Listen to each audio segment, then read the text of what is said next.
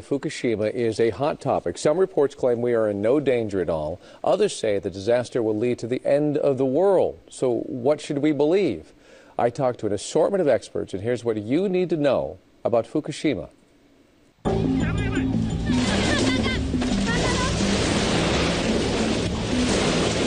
March 11, 2011, a 9.0 quake hits, the strongest ever recorded in Japan.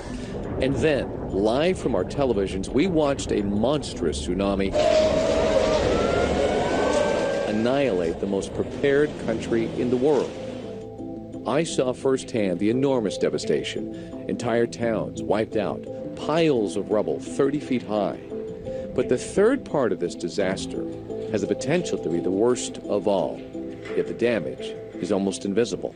The Fukushima nuclear power plant continues to spew radiation, 5,300 miles from Los Angeles, and still not far enough. Deformities are showing up in Japanese butterflies. The once thriving fishing industry near the plant has been shut down. Dozens of species labeled too radioactive to eat. And there's the human toll. 160,000 families have been forced from their radioactive homes, many still paying their mortgages, even though they'll likely never live there again.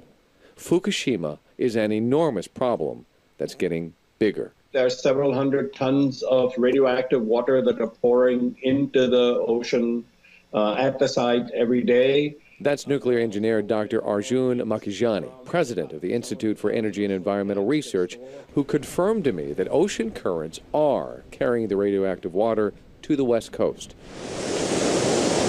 According to a study published in the journal Deep Sea Research 1, it'll begin arriving this coming March. But Makhijani says, don't panic. The radiation will be diluted, and levels found on the West Coast are very low and not considered dangerous so far. But the question is, will we really know? I think we should be doing better monitoring of food. I don't think the EPA and FDA are doing a good enough job. The scariest part of Fukushima is not what has already happened. It's what could still happen. Every day is a desperate effort to keep the plant from melting down. What's distressing for many is the Japanese government is not overseeing the cleanup. Tokyo Electric and Power, or TEPCO, is a private, for-profit company. They don't want to take the long-term viewpoint and just to save the money. Japanese nuclear engineer Yasuo Yamada came to America to shine a light on what he feels is a flawed approach. He says TEPCO is over their heads. The cleanup job is too large for their capability. Yamada is one of many experts who say this is a bad solution and that a meltdown is still possible, like Dr. Jimmy Hara with Nuclear Age Peace Foundation and professor of clinical family medicine at UCLA. It's like the fox overseeing the chicken coop, and it's a huge problem. TEPCO and the Japanese government seem to have refused international help. I think that's most unwise. Fukushima is potentially the biggest ticking time bomb in human history.